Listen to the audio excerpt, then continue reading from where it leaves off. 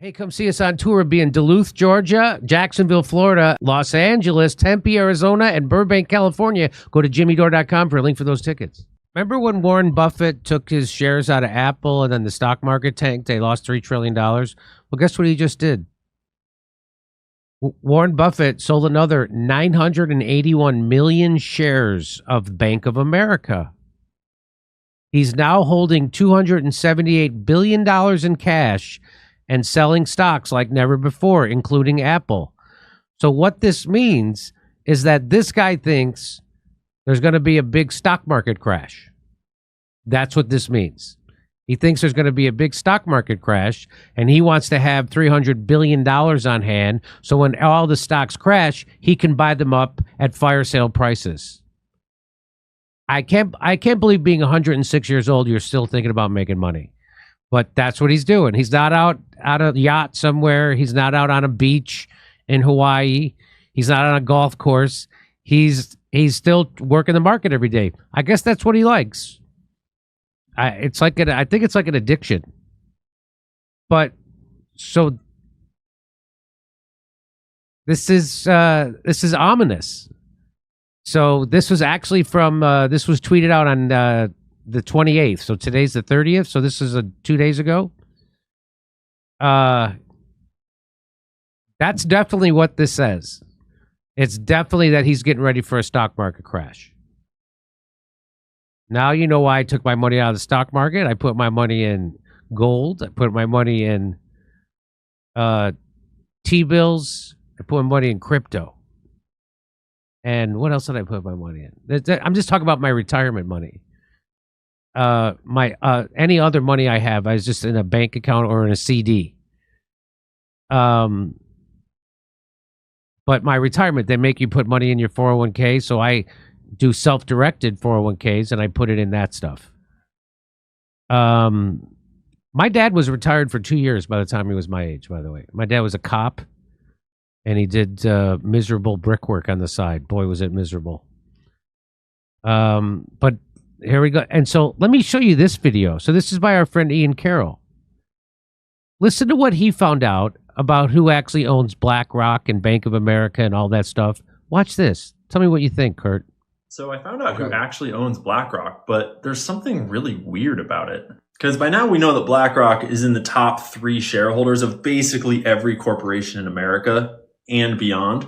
And they do this using our money in things like retirement accounts, pension funds, IRAs, exchange traded funds, mutual funds. But most people don't actually know who owns and controls BlackRock. We all know that it was founded by Larry Fink, and he's the face of the company, but he does not control it. When you try to find out who does control it, you'll usually find this list, which is the top institutional shareholders. Vanguard, BlackRock, and State Street are right at the top, just like every other company. But this is not the whole story. Because if you dig deep enough, you'll find out that actually Merrill Lynch owns 45% of BlackRock. And they're considered an insider, so they don't show up on the top institutional holders list. This merger took place in 2006. So actually Merrill Lynch controls BlackRock in a big way. But who controls Merrill Lynch? Well, Merrill Lynch is actually a division of Bank of America. Because Bank of America bought them out during the '08 financial collapse. So who owns Bank of America? Well, nowadays, Warren Buffett is the top shareholder of Bank of America because he owns Berkshire Hathaway. He was until he just sold almost 900 and something million shares of it. Okay. Wow.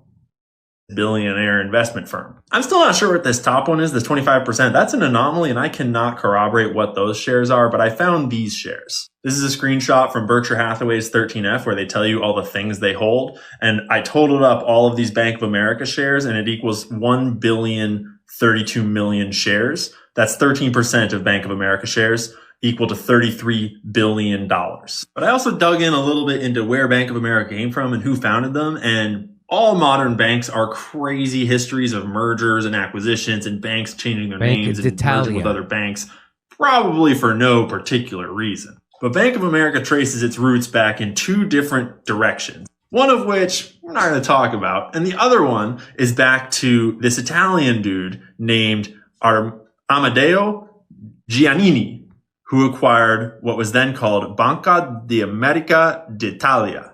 Sorry for that accent. Over the years, it's changed its name to Bank America, and then in the biggest merger in history, merged with Charlotte-based Nation Bank in 1998. So I just thought it was interesting that half of the lineage of Bank of America was founded by this Italian dude that got really into Italian banking back in the early 1900s, you know, when like there was a certain Italian organization that was doing a lot of things with money back then.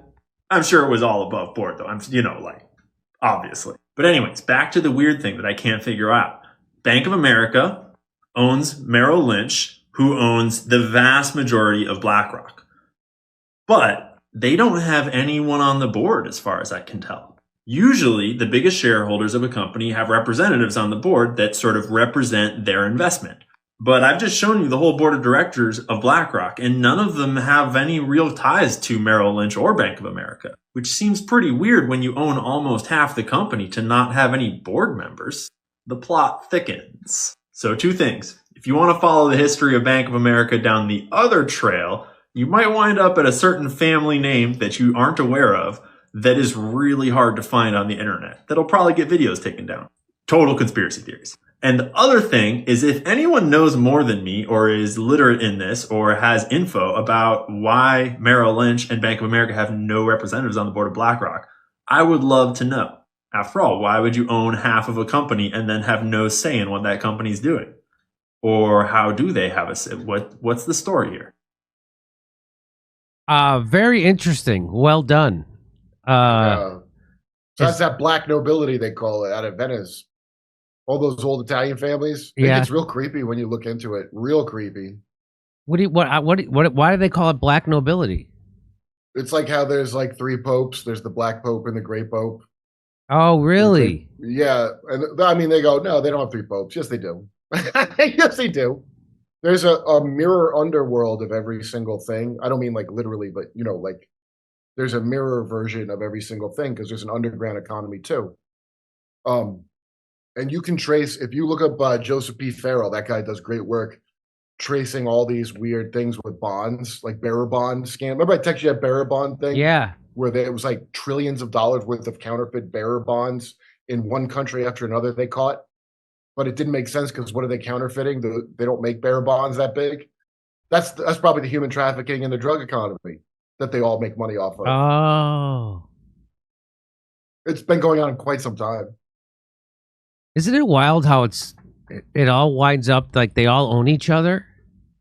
Yeah, circular ownership is what BlackRock is known for. So they own these companies, but these companies in turn own BlackRock shares. I don't know how that's legal, but it is. I know. And then there's secret owners. What's that shipping company that everybody uses? Like it ends in CHD. The big shipper, you know. You mean UPS or FedEx or? No, I mean cargo. Like the Houthis are blocking them. They're owned by there's some guy that owns both them and their competitors. So he owns all the worldwide shipping. Really? His name's like, yeah, I'll find the name. It's a name you've never heard. It's like Vinder. it's some like old ass name that ain't gonna be in the news. So BBC and the news are just a frontward facing thing. You're not gonna know the names of the trillionaires. That's what billionaires. Wasn't Jackie Onassis' husband? Wasn't he a shipping magnate? Mm-hmm. Yeah. But even he would be underneath this family. And I looked at, I'll find the name of the family, text it to you because I can't remember it, but it's some name you've never heard. Okay. All right. Looks like the stock market's going to crash. And why? Now we found out that, well, I don't know why, but I'll tell you this. He just took 981 million shares out of Bank of America so he can have even more cash on hand when the crash comes so he can buy up more stuff. So I don't know if it's fingered in he was fingered in the Franklin scandal by a number of victims, even though we don't believe those victims. But in the Franklin scandal, the famous Franklin scandal out of Nebraska, he was pointed out. Hunter S. Thompson was pointed out. Bunch of weird stuff. If you go look into that, I remember the guy we had on that was speaking out at that Warren Buffett, Bill Gates convention. Yes. They arrested him. Yes. Yeah. Real creepy stuff in Nebraska. Boys Town. Remember Boys Town? A town of boys. Hey, come see us on tour. We'll be in Duluth, Georgia, Jacksonville, Florida, Los Angeles, Tempe, Arizona, and Burbank, California. Go to jimmydore.com for a link for those tickets.